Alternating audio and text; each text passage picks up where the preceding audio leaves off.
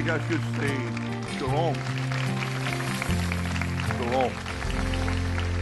Or thank you for that remarkable introduction. For a while there, as I was listening, I had this overwhelming urge to meet the individual of whom you spoke, only to realize it was I who was receiving such an honor. So thank you again. I say shalom. My given name is Simon. I am and have been the innkeeper in Bethlehem for many years. Actually, most people do not know me, as they mainly recall my establishment years ago when a little baby was born in the stable out back.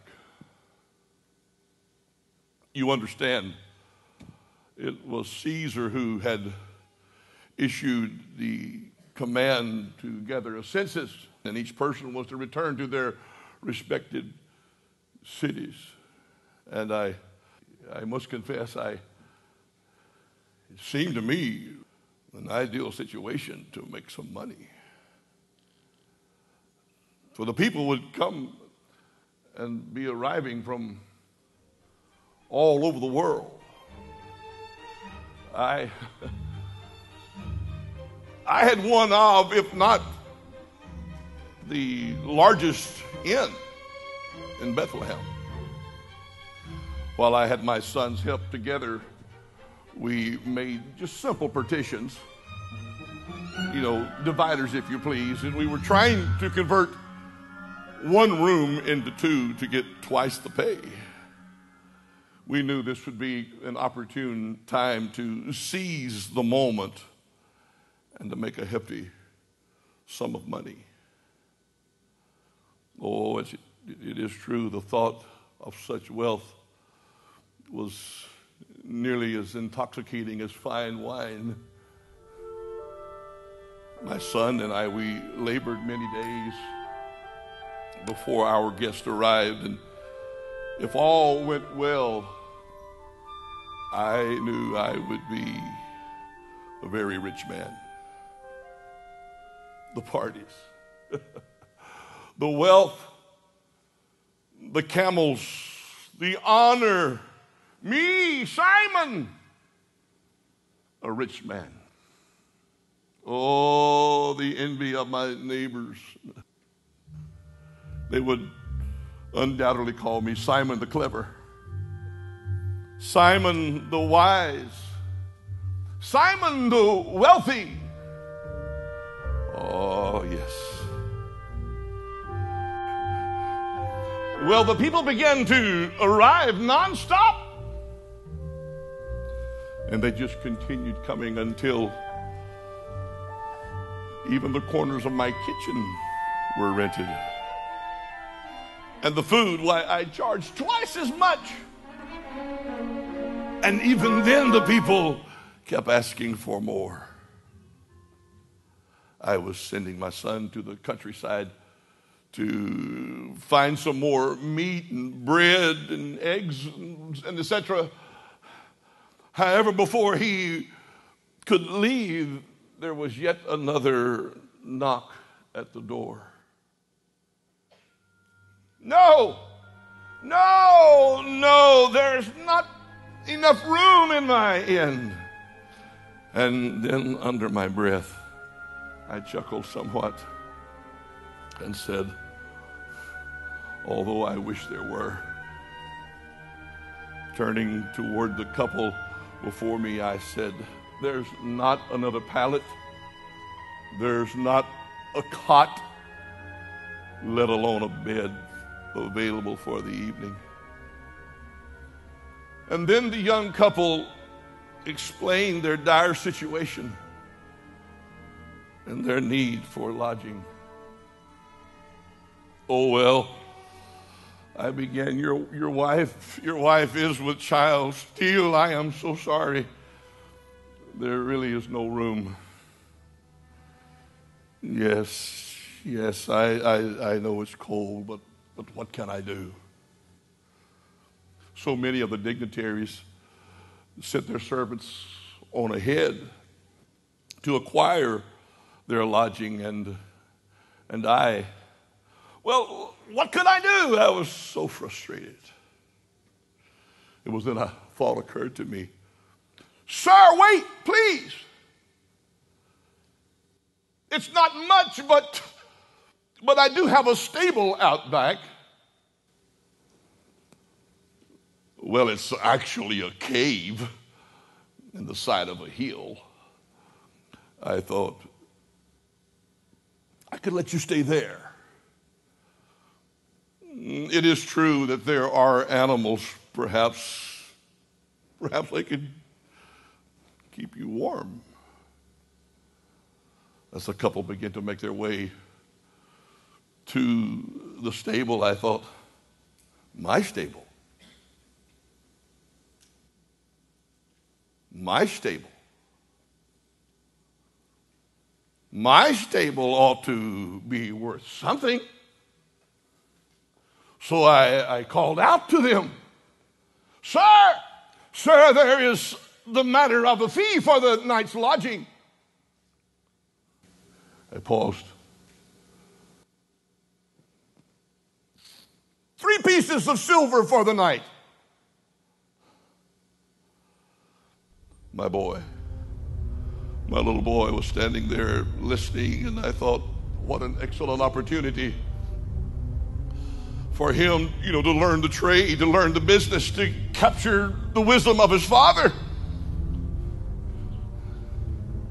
His keen eyes, his little ears took in all that happened that night of riches.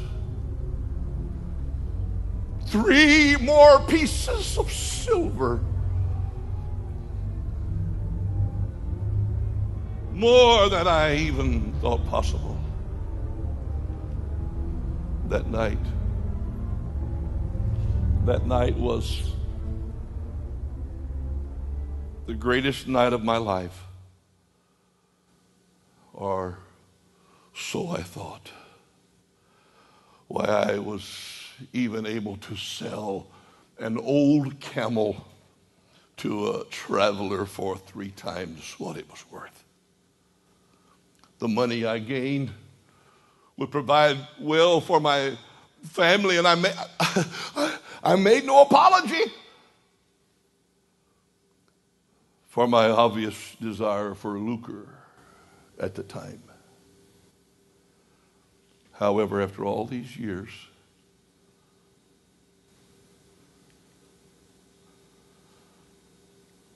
I see the grievous error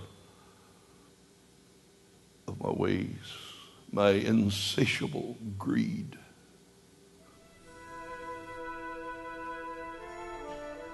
I never got all the things I thought would make me the richest man in town. Today, someone else has my silver, and I have very little. I had conducted games of chance, and for a price would do things for other people that were not exactly kosher.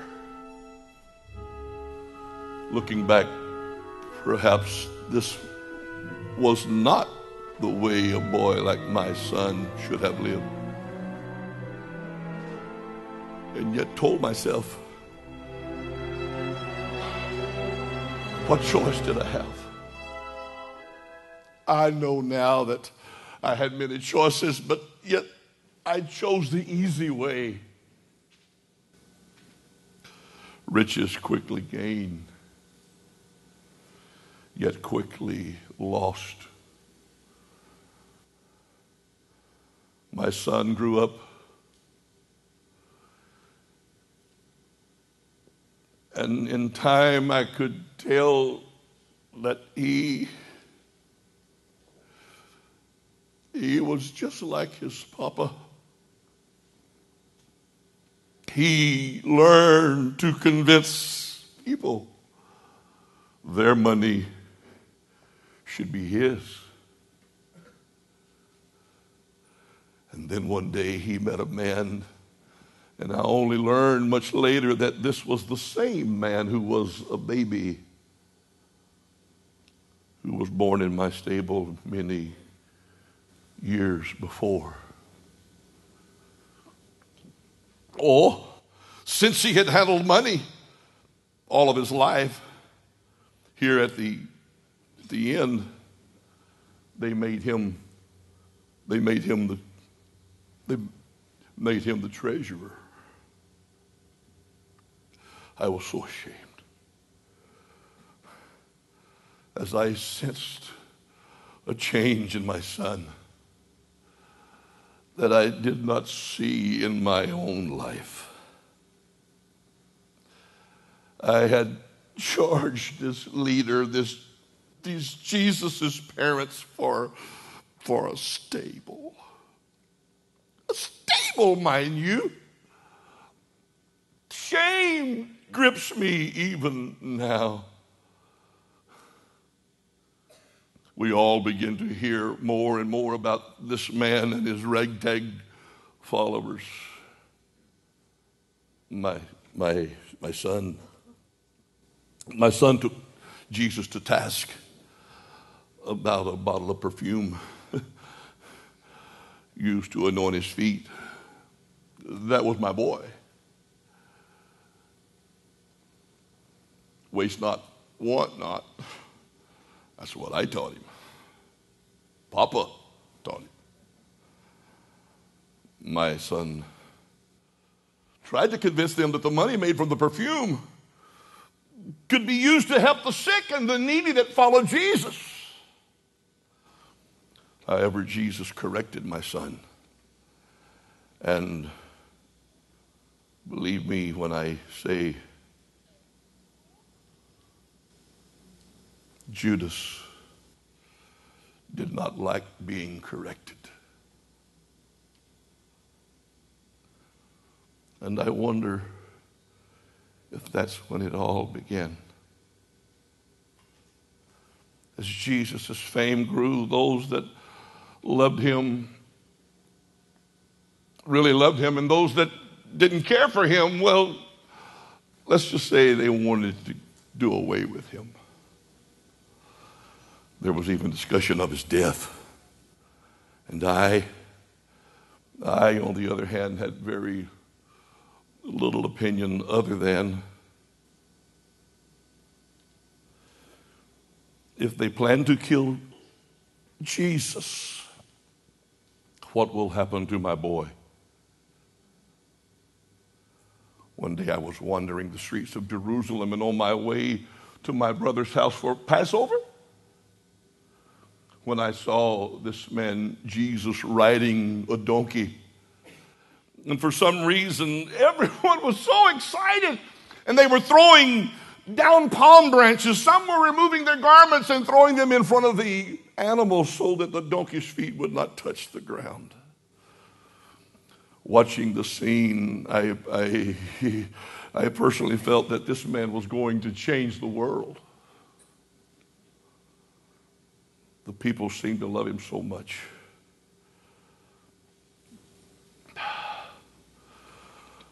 This too was about to change. With Jesus in town, I knew I could possibly find my son, and perhaps we could make up for lost time. We've been apart for so long. So I followed the crowd until I discovered Jesus and the disciples. The sun was going down, and it would not do to be out after dark. And as I drew close, I saw my boy, and I was about to call his name when I saw his face. He looked at me. He looked so greatly disturbed, so I followed him at a distance. And after a few twists and turns, I saw him actually going into the temple. There was nothing unusual of this because it was Passover. Still I waited. And then I saw him leave the temple by an unused entrance with a jingling bag in his hand. Oh,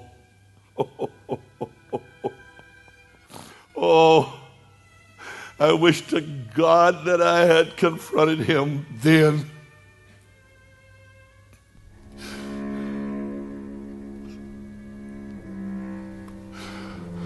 But I had waited too long.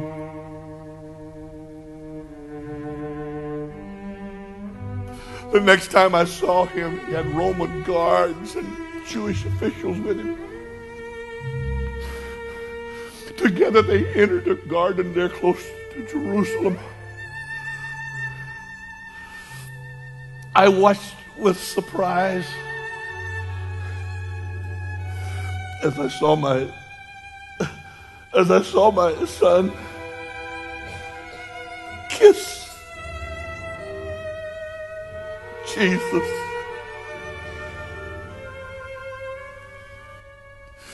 And then in horror, I watched him step back with the guards and Jesus was taken away. Why? Why should my son do this? What had Jesus done to deserve my son's betrayal? I had heard of Jesus' miracles and his healings, and now this. My boy, my son seems so different, seems so changed. Jesus turned and looked at my son.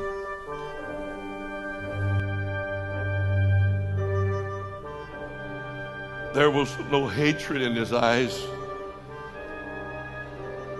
just a look that remains forever imprinted in my memory, and even with me to this day. Was it pity? Perhaps sorrow? Indescribable words escape me. Oh, but well do I remember as my son ran off into the darkness.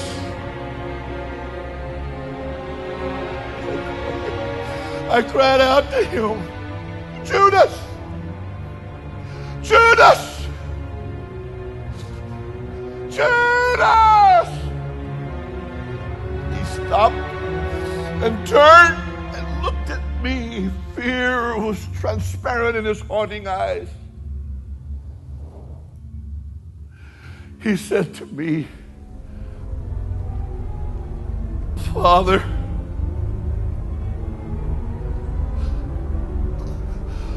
I have betrayed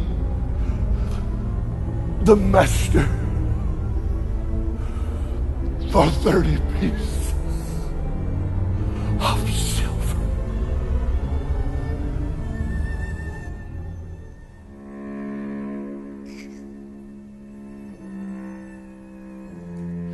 Father,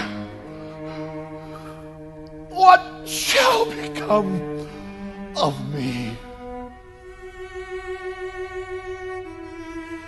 He cried as he ran into the darkness.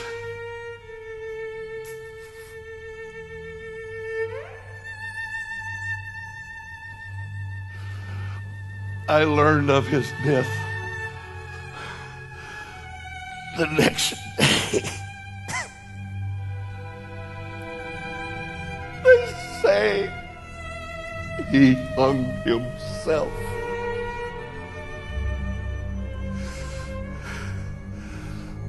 He tried to give them the money back, but they refused. tossed him out of the temple. Oh, how much I feel the blame. Judas was my son. He learned his sinful ways from me.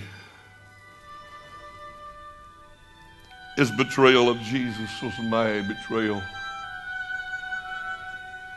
As the old prophet Amos wrote in the Holy Scriptures, they sell the righteous for silver.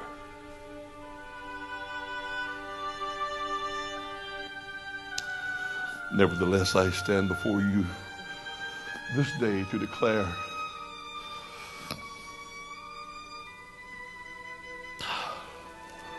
even an old man can be forgiven.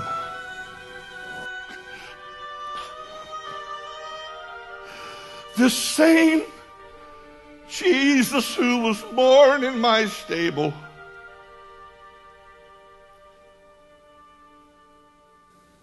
came because he knew of Judas's sins and he knew of mine. I saw him as a child, and then I saw him as a man who rose from the dead. And now he's my Savior. He has forgiven me. Today, I am one of his followers. My son Judas never understood who he was until it was too late.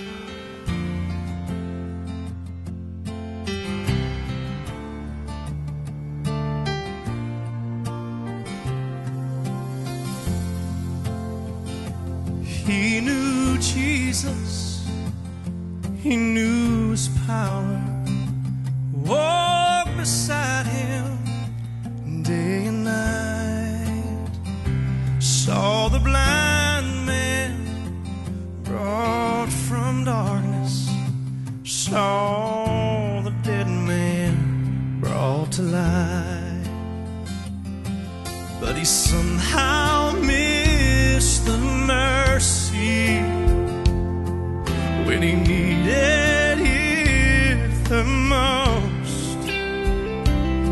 And as he stood before the hanging tree, I wonder why he didn't know there was forgiveness, but he chose silver over streets of gold. But still Jesus loved him and would have saved his troubled soul. All he had to do was ask, but that's what Judas didn't know.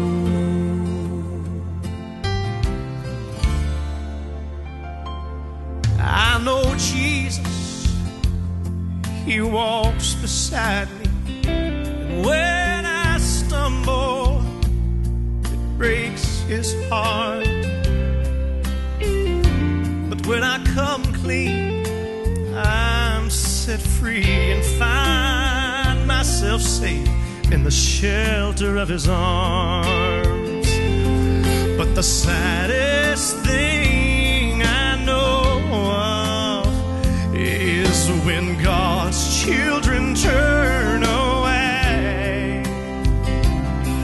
from the grace that they've been given, just like Judas did that day. There was forgiveness, but he chose silver over streets of gold. But still Jesus loved him and would have saved his troubled soul. All he had to do was ask, but that's what you just didn't know.